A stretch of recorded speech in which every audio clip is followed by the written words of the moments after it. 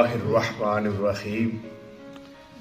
ابو بکر بن عمر آپ فرماتے ہیں میں ابو بکر بن مجاہد کے پاس بیٹھا ہوا تھا کہ شبلی آ گئے، تو ابو بکر بن مجاہد ان کے لیے کھڑے ہو گئے، معانقہ کیا اور ان کی آنکھوں کے درمیان بوسہ دیا۔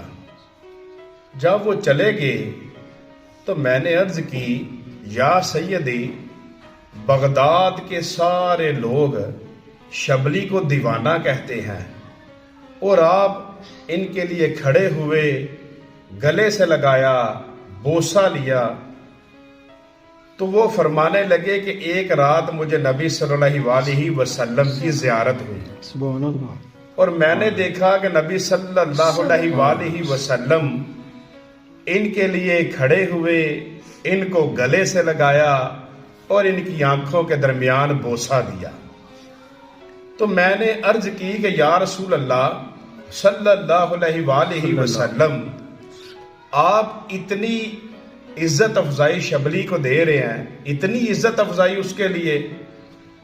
تو رسول اللہ صلی اللہ علیہ وسلم نے فرمایا، ہر نماز کے بعد یہ قرآن کی یہ آیت پڑھتا ہے، لَقَدْ جَاءَكُمْ رَسُولٌ مِّنْ أَنفُسِكُمْ عَزِيزٌ عَلَيْهِ مَا عَنِتُّمْ حَرِيصٌ عَلَيْكُمْ بِالْمُؤْمِنِينَ رَءُوفٌ رَحِيمٌ۔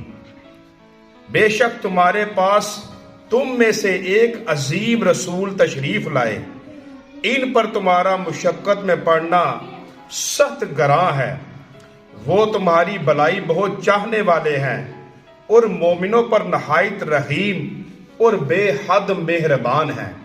پھر اس کے بعد شبلی 3 دفعہ پڑھتے ہیں، صلی اللہ علیہ یا محمد۔ وہ فرماتے ہیں کچھ دنوں بعد میری شبلی سے ملاقات ہوئی اور میں نے ان سے پوچھا کہ آپ نماز کے بعد کیا پڑھتے ہیں؟ تو انہوں نے مجھے یہی بتایا۔ سبحان اللہ۔ رسول اللہ صلی اللہ علیہ وسلم نے فرمایا، وہ شخص بخیل ہے کہ جس کے سامنے میرا نام لیا جائے اور وہ مجھ پر درود نہ پڑے۔